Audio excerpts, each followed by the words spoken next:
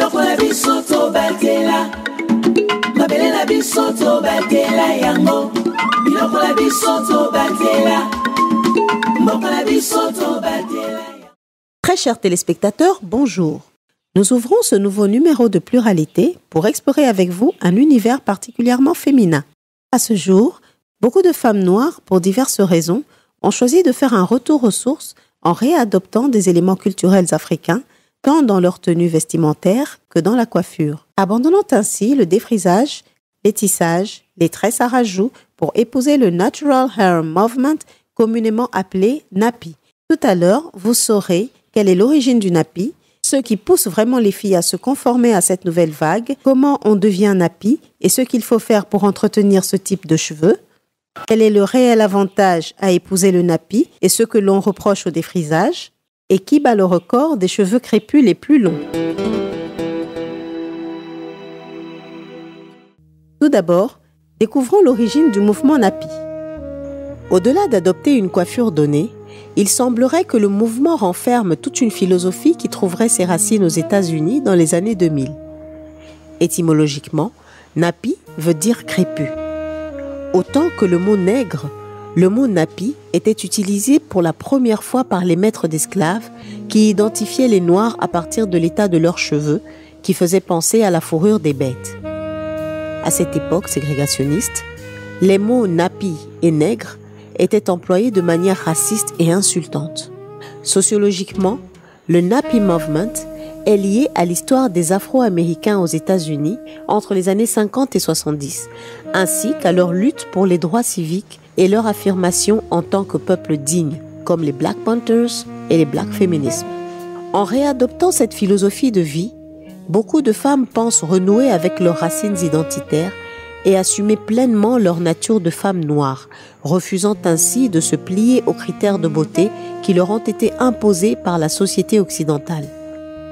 D'où l'usage des slogans tels que « noire et fière de l'être »,« naturelle et heureuse »,« natural and happy »,« black is beautiful » et j'en passe.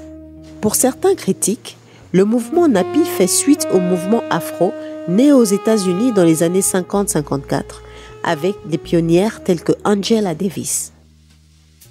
Mais historiquement, l'afro vient des rebelles kenyans Mau Mau, qui dans leur lutte face à l'occupant italien, avaient décidé de garder la grosse tignasse crépue, symbole de résistance. Autant que le Rasta dreadlocks et l'afro, le nappy a une symbolique identitaire éminemment politique et culturelle. Vous savez maintenant d'où vient le mouvement nappy. Mais à ce jour, qu'est-ce qui incite vraiment nos sœurs à prendre part à ce mouvement? Je suis nappy, c'est un peu suite au problème des défrisants. Mes cheveux n'arrivaient pas à s'adapter à tel produit, les cheveux se cassaient, ça poussait difficilement et tout. Voilà pourquoi je m'étais décidée de raser la tête. Et quand j'ai rasé la tête, le style n'était pas encore en mode. Mais avec le temps, je me suis rendu compte que c'est presque tout le monde qui commence à lisser les cheveux naturels, comme on dit nappy girl. J'ai dit pourquoi pas essayer d'être nappy girl aussi. Je suis nappy, vous ne le voyez pas mais je suis nappy. Alors j'ai décidé de devenir nappy d'abord, au départ c'était parce que je voulais avoir de beaux cheveux, parce que mes cheveux défrisés s'étaient abîmés, c'était plus très beau à voir, alors j'ai dû couper pour recommencer. Et puis finalement j'ai vu que c'était devenu un style, et j'ai remarqué qu'avoir les cheveux naturels, ça a l'air plus beau, plus voilà, on est soi, on est naturel et tout. Et en plus je suis africaine, valoriser ce qu'on est, c'est toujours mieux, c'est toujours voilà, important qu'on sente que voilà, vous respectez vos racines quoi. Étant donné que je suis africaine, voilà, j'ai préféré le rester et je le suis jusqu'à aujourd'hui. Ça fait je crois maintenant 3 ans et je me suis dit voilà, je ne défriserai plus jamais les cheveux, c'est préférable pour moi et je vois que ça me va très bien. Quand j'ai mes cheveux nappy, je suis très belle et les gens aiment beaucoup et voilà, je garde ça. Bon, au début, pour dire vrai, c'était d'abord parce que j'avais envie, parce que c'était beau. Mais ensuite, après, j'ai vu comment les gens, l'esprit de la société, comment ils réagissaient par rapport à ça. Les gens avaient toujours des commentaires déplaisants, les gens n'aimaient pas ça, ils n'arrivaient pas au fait d'accepter ça. Alors du coup, c'est devenu vraiment un combat, une cause. Moi, je me suis dit, voilà, il faut vraiment que j'en parle, il faut vraiment que les gens puissent connaître ça, qu'ils puissent savoir que ce n'est pas quelque chose de mauvais. C'est vraiment juste un retour aux sources. des femmes et tout, avec leurs cheveux, de l'acceptation de soi en tant que femme noire. Je ne dis pas que les autres ne s'acceptent pas en tant que femme noire, je ne dis pas ça, mais pour moi c'est vraiment encore plus une affirmation, ça montre encore plus que l'on veut vraiment s'affirmer en tant que femme noire. Il y a beaucoup d'avantages, on peut faire tout ce qu'on veut avec les cheveux naturels, on peut faire n'importe quelle coiffure, on peut même les lisser justement pour que ça devienne lisse, mais ça je ne conseille pas non plus trop, mais sinon en tout cas on peut faire beaucoup de choses et on peut vraiment apprendre en fait à aimer ses cheveux, découvrir ses cheveux, et voilà, c'est vraiment magnifique en fait. Quand on connaît, on sait que voilà, mes cheveux aiment tel produit, ils peuvent utiliser tel produit. On n'a pas besoin d'avoir plein de produits, dépenser beaucoup d'argent pour ça. Juste quelques produits à la maison, on utilise et puis c'est bon. Ça coûte pas aussi cher que les gens pensent. Je peux dire par mois, je peux avoir un budget de 10 $ par mois. Après avoir suivi cet élément, il se peut que vous ressentiez le besoin de vous jeter à l'eau. Voici le témoignage d'une spécialiste du nappy qui vous fait part de son aventure capillaire. Bonjour, je m'appelle Gisèle Moussassa, je suis spécialiste des cheveux naturels crépus au nappy. En fait, le mouvement nappy est un mouvement qui a vu le jour aux États-Unis d'Amérique vers les années 2000. En fait, c'est un mouvement, ce sont des femmes qui se sont décidées à porter leurs cheveux au naturel et se soustraire de ce critère de beauté qui nous a imposé, qui voulait que nous puissions avoir nos cheveux défrisés ou autres. En fait, moi-même, je suis naturelle depuis 2 ans de cela. Je suis moi-même nappy, donc je porte mes cheveux au naturel. Et ce qui m'a poussée à adopter ce style de vie capillaire, je dirais, et les multiples problèmes que j'ai rencontrés pour traiter mes cheveux, et j'arrivais pas à les aimer tels qu'ils étaient. C'est le problème d'alopécie, donc la perte de cheveux vers le devant. Et ensuite, la sensibilité de mon cuir chevelu due aux multiples défrisages que j'effectuais. Les 2 facteurs m'ont poussé à adopter ce style de vie. D'abord facteur de beauté, ensuite facteur de santé, parce que j'ai eu un problème régulièrement de cuir chevelu suite aux multiples défrisages. Et l'autre problème, ou plutôt l'autre souhait, c'était m'estimer tel que je suis au naturel. J'ai remarqué que dans cette aventure de retour au naturel, il y a la patience qui est importante, il y a le temps que nous devons également accorder à nos cheveux, mais aussi une bonne alimentation. Du temps parce qu'il faudra définir une routine capillaire qui consiste en des soins clarifiants, des soins protéinés, des soins hydratants, des masques capillaires. Le soin hydratant consiste dans le choix de produits qui aident réellement à hydrater les cheveux. Nous avons de l'eau, nous avons la lotion, nous avons la crème. Ce sont les 3 éléments qui constituent une bonne base pour hydrater nos cheveux. Les soins protéinés, ce sont des soins qui visent plus à ajouter beaucoup plus de vitamines dans les cheveux, dans le cuir chevelu, même la fibre capillaire en soi, et donner beaucoup plus de vitamines aux cheveux. Nous avons besoin de soins clarifiants après avoir souvent effectué des masques capillaires ou avoir appliqué plusieurs produits. Nous avons besoin de clarifier le cuir chevelu par un soin afin de permettre au prochain soin ou au prochain produit que nous allons appliquer à bien pénétrer la fibre capillaire et le cuir chevelu. Mais avant tout, il faudra effectuer un test de porosité afin de voir si la porosité est normale, forte ou faible. Ce test de porosité nous permet de définir la capacité que possèdent nos cheveux à recevoir les produits, l'eau, les produits que nous appliquons. Et la porosité elle peut être moyenne, elle peut être forte ou elle peut être faible. Ce test de porosité constituera à prendre un brin de cheveux propre que l'on placera dans un verre d'eau propre également. Si le brin de cheveux descend jusqu'au fond du verre, c'est que la porosité est forte. Et si le brin de cheveux reste au milieu du verre, c'est que la porosité est moyenne.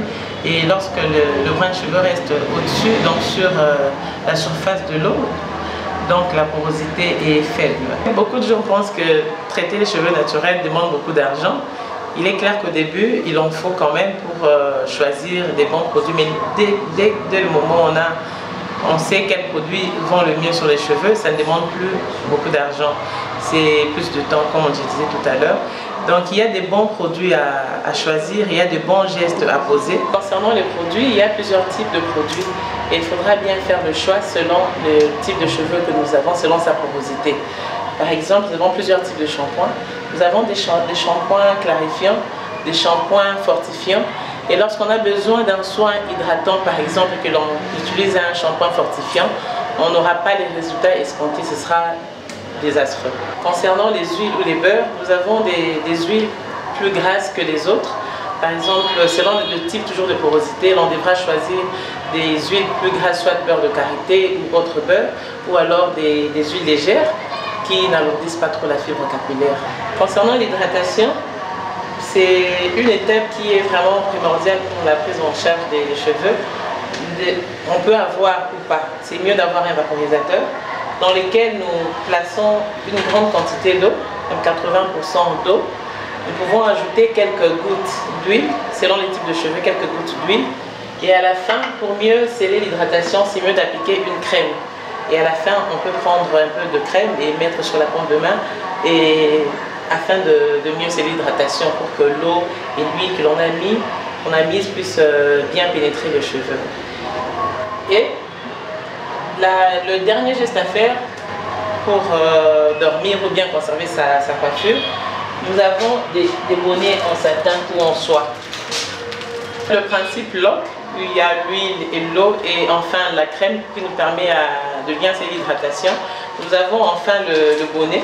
Ce bonnet en soie peut être également en satin ou alors thé d'oreiller en soie ou en satin afin de faire que l'hydratation qu'on a appliquée sur nos cheveux au courant de la journée, lorsque nous dormons, ne puisse pas tout rester sur le drap ou même conserver également la coiffure. On a besoin d'avoir un bonnet. Vous venez de découvrir un tas d'informations vous permettant de passer au NAPI. Cependant, il vous faut avant tout effectuer un test de porosité. Comment le faire et quelle interprétation donner à vos résultats? Pour passer au NAPI, il y a un impératif à respecter et c'est le test de porosité. Comme le mot le dit, ce test consiste à déterminer la capacité qu'ont vos cheveux d'absorber et de retenir l'humidité. Pour le réaliser, il vous suffit de prendre un verre d'eau et une mèche de vos cheveux. Prenez la mèche, plongez-la dans le verre d'eau et attendez 1 à 3 minutes. Si la mèche ne s'enfonce pas dans l'eau, c'est que la porosité de vos cheveux est faible, c'est-à-dire que vos cheveux ne s'hydratent pas facilement. Par conséquent, ils seront difficiles à coiffer et cassants. Si la mèche s'enfonce progressivement, c'est que votre porosité est moyenne, donc normale. Et si la mèche s'enfonce tout de suite, c'est que vous avez une forte porosité, c'est-à-dire que vos cheveux absorbent tout de suite l'eau, mais la laissent repartir aussi vite, ce qui est un problème sérieux car les cheveux resteront secs et déshydratés. Pour traiter les cheveux à faible porosité, il faut utiliser la chaleur lors de la pose des soins ou masques, comme une serviette chaude, un steamer, un sèche-cheveux avec embout conducteur de chaleur, un casque chauffant. Il faut éviter les produits coiffants lourds et épais tels que la carapate, le ricin, le karité, etc. Évitez les produits acides au pH inférieur à 7 car ils favorisent la fermeture des écailles. Pour traiter les cheveux à forte porosité, privilégiez les soins protéinés toutes les 4 à 6 semaines. Utilisez les hair mayonnaises riches en protéines. Utilisez les shampoings et produits acides comme le vinaigre de cidre, le jus de citron, etc. Au quotidien, pour retenir l'eau dans vos cheveux, utilisez des huiles et beurres végétaux comme la carapate, le ricin, le karité, etc. Saviez-vous qu'un homme normal perd 40 à 100 cheveux par jour, que la calvitie touche 70% des hommes et que la chute des cheveux commence dès l'âge de 20 ans? Cette forme d'alopécie androgénétique peut être due au stress, à une carence alimentaire en fer, cuivre, zinc, silicium. Elle peut aussi être due à un trouble hormonal, cas de la femme enceinte, à une forte radiation, la chimiothérapie. En dehors des avis culturels et philosophiques, nous avons effectué quelques recherches sur les conséquences du défrisage et les mises en garde relatives à son usage. Suivez cet élément et nous nous retrouvons tout de suite après pour le quid. Né au cours des années 70, le défrisage est une méthode de lissage des cheveux qui consiste, avec un sous-produit de la soude caustique à briser les molécules de kératine contenues dans les cheveux afin de les raidir et de les lisser. Cependant, il est recommandé de ne défriser que 2 à 3 fois par an afin d'éviter la surexposition à cette substance chimique capable de fondre en 45 minutes une canette d'aluminium. L'effet du défrisage dure 6 à 12 semaines. Pendant le défrisage, il est strictement interdit de laisser le produit sur le cuir chevelu plus de 15 à 20 minutes. En attaquant la structure des protéines de la kératine, le défrisage fragilise le cuir chevelu. Les follicules sont affaiblis et les cheveux repoussent moins bien et moins vigoureux. Pour limiter les dégâts, il faut éviter de faire le shampoing dans les 5 jours qui précèdent le défrisage, sinon il n'y a pas assez de sébum pour protéger le cuir chevelu. Appliquez une bonne dose de vaseline, produit basique, sur le cuir chevelu afin de ne pas permettre au défrisant de le traverser avec toutes les conséquences possibles qui peuvent s'en suivre, telles que les alopécies de toutes sortes, des brûlures, les plaies et j'en passe. Ne pas utiliser de colorant 15 jours avant le défrisage. Évitez le défrisage sur un cuir chevelu abîmé. Selon un sondage fait par la sociologue Juliette Smeralda sur la population noire de France, la plupart des femmes noires en France défrisent pour faciliter la coiffure et la rendre moins douloureuse, pour avoir des cheveux raides et lisses, pour séduire, pour correspondre aux canons occidentaux. Le défrisage est une pratique encore très courante au sein de la communauté noire de par le monde et pourtant, il n'est pas moins dangereux. Notez que certains produits utilisés dans la composition des défrisants peuvent être cancérigènes. Nous citons le parabène, le sodium laureth sulfate, le propylène glycol, l'huile minérale, le MEA. C'est pourquoi il faut toujours lire la notice. Une étude récente a démontré que l'usage du défrisage peut donner le cancer, mais que ce sont les coiffeuses qui sont les plus exposées, du fait de la manipulation et de l'inhalation. Si vous avez décidé de continuer avec le défrisage, nous espérons que vous ferez bon usage de ces recommandations. Savez-vous qui porte les cheveux crépus les plus longs au monde? Et comment faire pousser vos cheveux avec des produits essentiellement naturels? C'est tout de suite dans le Quid. Le record de la plus longue chevelure crépue est détenu par une Américaine de 50 ans répondant au nom de Asha Zulu Mandela. Elle porte plus de 3 mètres de dreadlocks pesant 19 kilos. Cinquantenaire, elle a arrêté de couper les cheveux depuis l'âge de 21 ans après avoir reçu un message spirituel lui intimant l'ordre de ne plus couper les cheveux. Les médecins s'inquiètent pour sa santé car 19 kilos de plus sur la tête pourraient endommager sa colonne vertébrale. À présent, place aux bonnes recettes pour faire pousser vos cheveux. Première possibilité, vous avez juste besoin d'huile d'olive, d'1 à 2 cuillères à soupe de miel et d'un peu de poudre de cannelle. Faites chauffer l'huile d'olive et ajoutez-y les autres éléments. À température raisonnable, appliquez ce mélange sur le cuir chevelu et les cheveux. Après 15 à 20 minutes, lavez la tête avec un shampoing doux. Deuxième possibilité, en cas d'alopécie, prenez une demi-tasse d'huile d'olive et une cuillère à café de cumin. Mélangez et appliquez doucement sur votre alopécie en massant légèrement pendant 10 à 15 minutes. Vous pouvez garder ce mélange et l'utiliser tous les jours. Troisième possibilité, vous pouvez simplement masser votre cuir chevelu avec de l'huile d'olive et nettoyer le lendemain. N'oubliez pas de mettre une serviette sur votre oreiller. Ou encore, prenez simplement la partie rougeâtre intérieure de l'oignon, pressez-la et appliquez le jus sur votre cuir chevelu en massant légèrement pendant 10 minutes et lavez avec un shampoing doux. Soit extrayez le jus d'oignon que vous mélangez au miel. Frottez 10 minutes sur votre cuir chevelu, puis lavez avec un shampoing doux. Quatrième possibilité, vous pouvez même prendre 7 pépins de citron et 10 grains de poivre. Faites moudre le tout, mélangez dans un peu de jus de citron et appliquez sur votre cuir chevelu 1 à 2 fois par jour. Le lavage se fait 10 minutes après avec un shampoing doux. À ceci peut s'ajouter l'usage de poudres indiennes, de henné, d'huile d'amla, d'huile de sésame, d'huile de coco, d'huile de moutarde, de graines de fenugrec pour ne citer que cela. En dehors de ces recettes naturelles, il y a aussi une alimentation à privilégier. Mangez beaucoup d'amandes et de noix de toutes sortes, des épices telles que le curcuma, les huîtres pas nécessairement aphrodisiaques, l'huile de lin, l'huile d'olive, les lentilles, les haricots blancs et légumineuses différentes, le cacao et chocolat noir, les œufs entiers, les légumes et fruits colorés tels que les carottes, des mangues, des papayes, de l'avocat et autres, des germes de blé et autres céréales, le poisson, tout ce qui renferme de la vitamine A, B, B1, B12, C, du zinc et des oméga 3.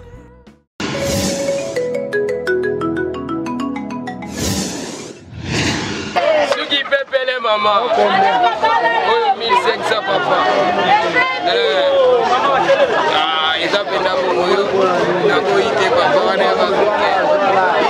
Yango eutaka na kaka na RDC na Congo, eutaka na Kimbanseke na commune ya Kimbanseke. Na lisanga Kintwa dituka Congo bangunza nde basalaka ba produit yango esalami na maboko ndeka ya baindo. Eza mundele tende asale loko. Esalamaka na mafuta ndika wangila na banzete ya zamba ya naturel. Yango ata suki ne kolaka te suki ekata na mabandi na mbunzu. Mwasa tonda baloto na mutu. Yango nde pesaka basi nyonso solution. Bomi pesa tro na kabelo te. Wana eza basuki ya bibembe. Mama mwase bonga na libanite mama na pesa mama. Mama pomade siguma pomadi. Mama na pesa mama. Bon, pour na biso barasta vraiment na suki tozan eloko to charité comme produit.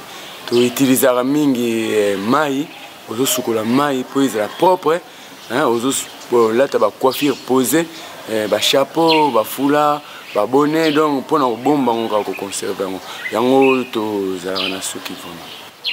Bana kin bana Congo, motuna bo pese yano. Moto ya libandi na moto asuki ya pembe nani mokolo. Bino moko bo pese yano. C'est ici que prend fin ce numéro de Pluralité. Merci d'avoir été nombreux à nous suivre et à très bientôt. Mboka la biso